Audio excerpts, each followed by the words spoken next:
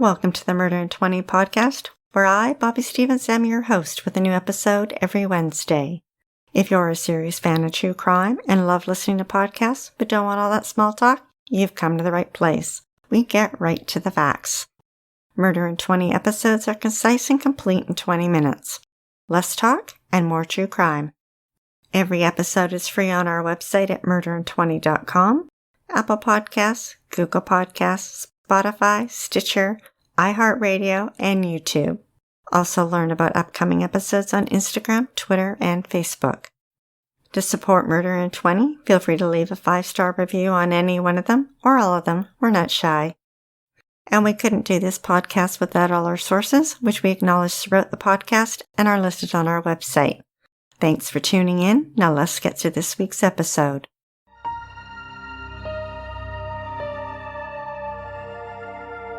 This is Murder in 20's second trek across the pond, this time to Austria in Europe.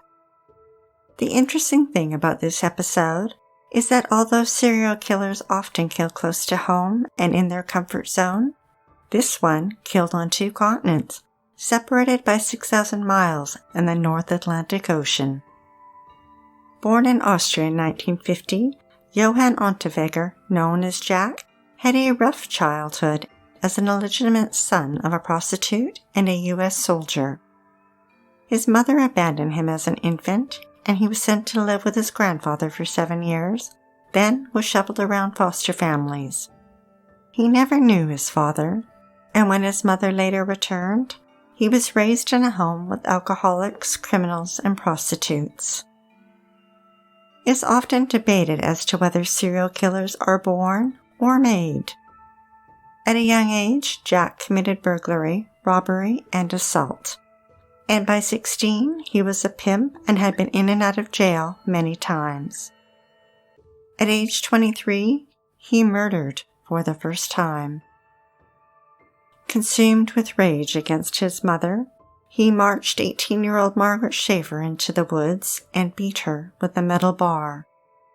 His mother's face flashed before his eyes. He wrapped Margaret's bra around her neck and strangled her. Jack was caught and charged with her murder. He would claim that she was a prostitute, but police later said that wasn't true. The public and media were fascinated by the details, the brutality of his childhood, and the savageness of his crime. At his trial in 1976, he confessed to killing her and was sentenced to life in prison. Prison seemed to serve him well, at least on the outside, the side that he showed to other people. He used his ample time to deal with the trauma of his past and educated himself. He began to write and became known for his stories, poetry, and plays. While behind bars, he founded a literary magazine and also wrote his autobiography called Purgatory. The words he wrote describing his tormented childhood resonated with the artistic crowd, and he won literary awards. The public and the media were again fascinated with Jack. The killer had become a model for rehabilitation. Jack was a master of manipulation, his good looks reminiscent of serial killer Ted Bundy, but with the swagger of a rock star. He drew people to him, some who felt sorry for him and felt the need to rescue him. Others thought he was a literary genius. Strangers rallied behind him and petitioned for his early release. The Guardian newspaper in London reported that psychiatrists said there was no acute danger of him committing further acts of violence, as he now got rid of his aggression in his writing. And the prison governor said, "We will never find a prisoner so well prepared for freedom." In May 1990, Jack's rehabilitation was considered a success, and at 40 years old, he was released from the Stein prison. He was on parole after serving only 14 years of his life sentence. With his release, Jack's fame intensified. Within months, he received numerous lucrative offers and was driving a white Ford Mustang, wearing expensive suits, and appearing on TV talk shows. He moved into an apartment in Vienna and hung out at the street cafes looking dapper, dressed in a white suit, white shirt, white pants, and white shoes.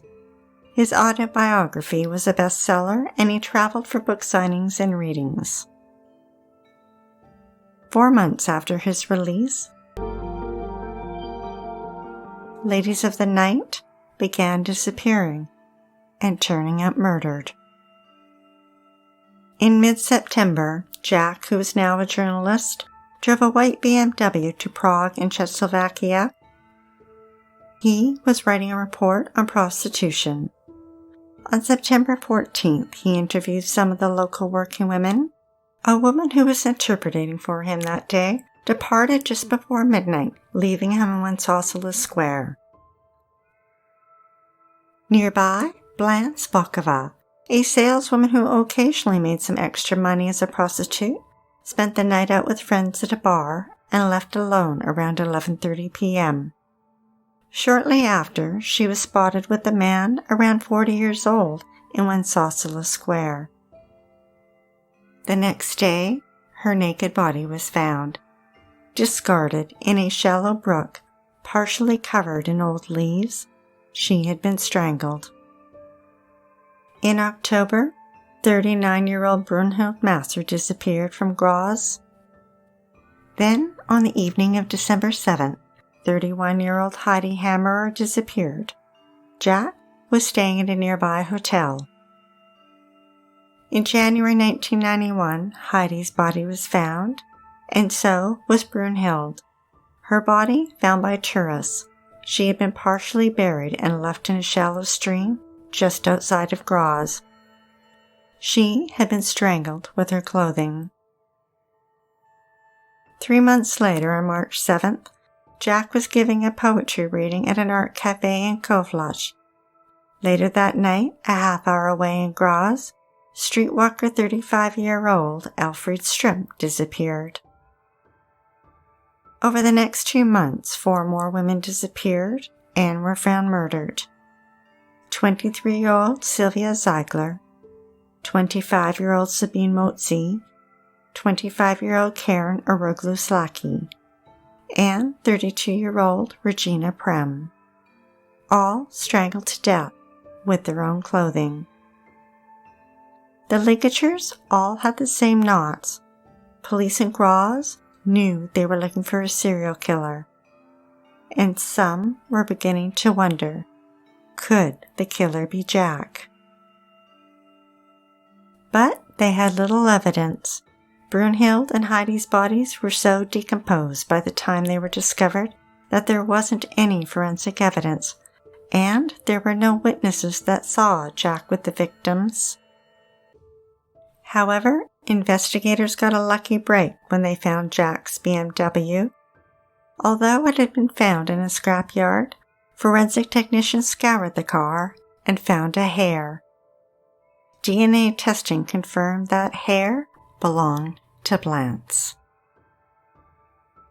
Jack was hired to write freelance articles for several Austrian magazines, and in the summer traveled to Los Angeles, California in the United States.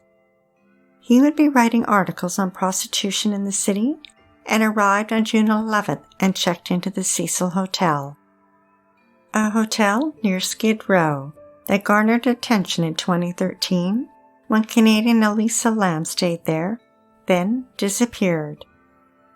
Weeks later, her body was found floating in a water tank on the roof. But perhaps its most famous guest was Richard Ramirez, known as the Night Stalker. He terrorized the city for a year in the mid-1980s and was eventually caught and convicted of 13 murders. Now, was Jack staying at the Cecil Hotel a coincidence? Likely not. During his 5-week stay in Los Angeles, Jack interviewed prostitutes around the hotel for his research and even managed to get a ride-along in a police patrol car. And again, women began disappearing. Only 9 days after he landed in sunny California, the body of 35-year-old Shannon Exley was found on a brush-covered hillside on the shoulder of the Pomona Freeway. Shannon was known to work her route around the hotel where Jack was staying. 10 days later, the body of 33-year-old Irene Rodriguez was found sprawled on the pavement. 20 days later, 26-year-old Peggy Jean Booth's body was found in rugged brush in the remote hills of Malibu. Peggy Jean also went by the name Sherry Ann Long. All 3 women were strangled with their own clothing, a method police found unusual, even for a big city like Los Angeles. On July 16th, Jack returned to Austria and wrote 2 articles based on his research in Los Angeles. This caught Interpol's attention. Jack was under suspicion for the murders in Europe, and police questioned him. He claimed he was innocent, and he reacted by taunting police. He contacted the media to say that he was being harassed and that he was the victim. He even told the journalist that he would commit suicide rather than go back to prison. The media seemed to be split. Some felt the police were unfairly targeting him and that he might be innocent.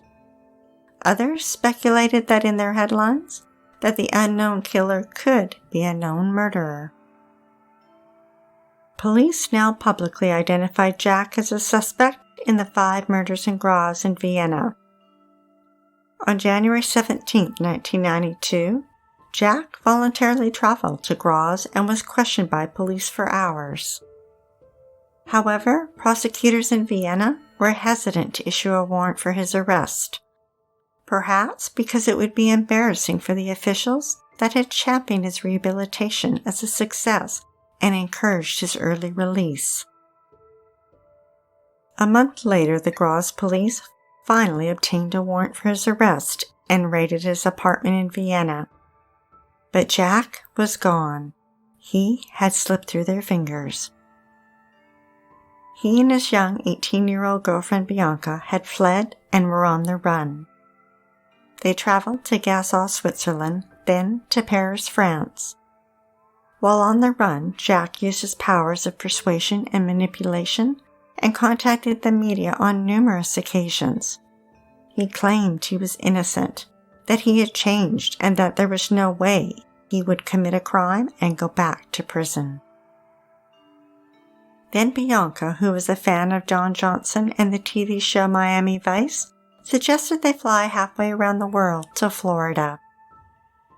2 weeks later, after police in Vienna missed him, they landed in Miami, looking slightly out of place in the hot sun, she in a leather jacket and him carrying a fur coat.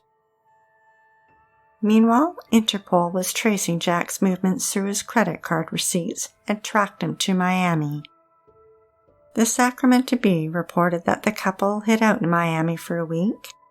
Then, Jack accepted an exclusive interview with an Austrian publisher. He would receive $9,000 after the interview, but first he was wired $180 as a down payment.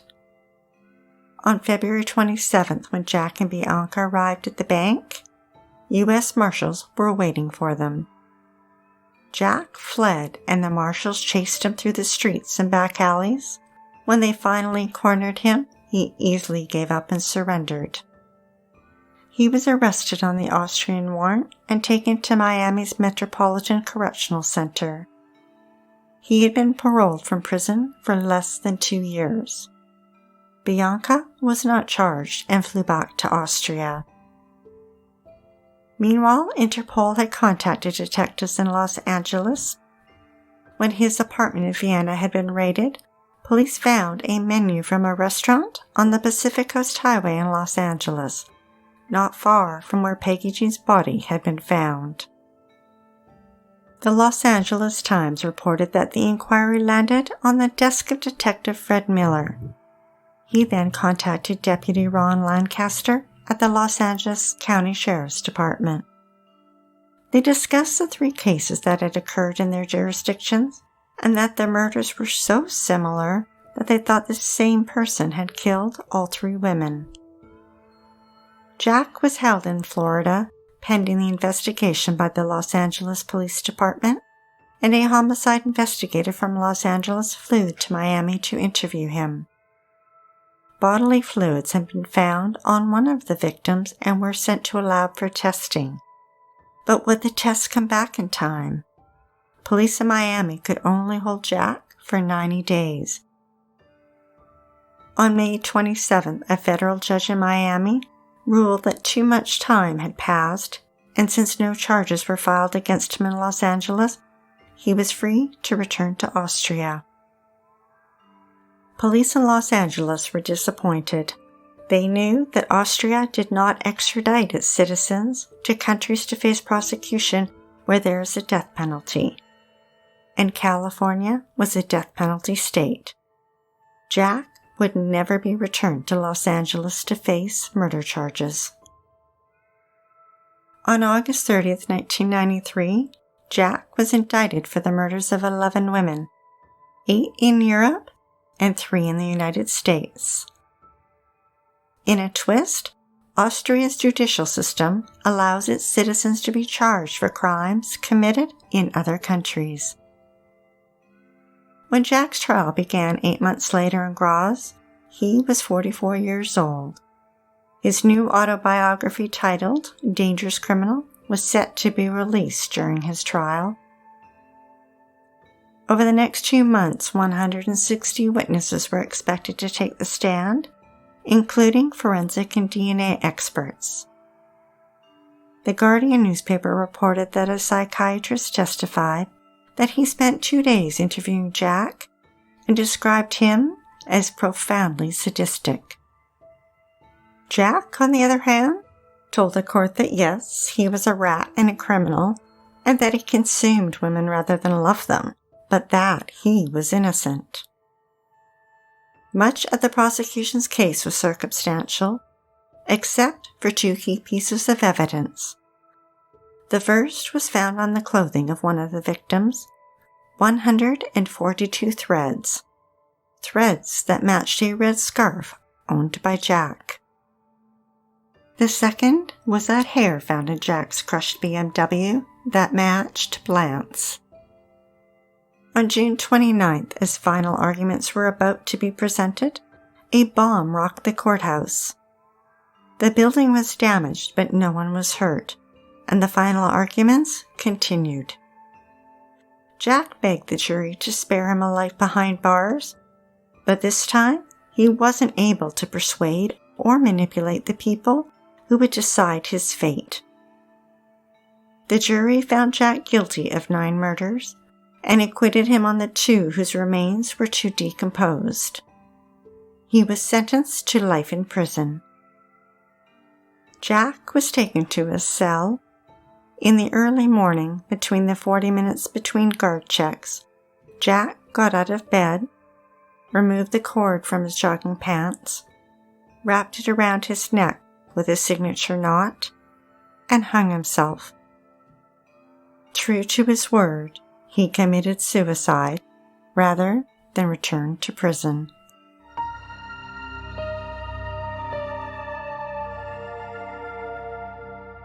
Thanks for listening to Murder in 20, with less talk and more true crime.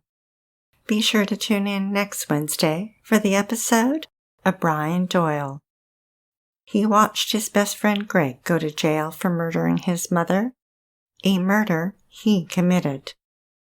He stayed silent for 11 years, and it was only after DNA freed Greg that a police sting finally put him behind bars. If you're dying to hear more, past episodes of Murder in 20 are available for free at murderin20.com, Apple Podcasts, Google Podcasts, Spotify, Stitcher, iHeartRadio, and YouTube. And every week we announce upcoming episodes on Instagram, Twitter, and Facebook.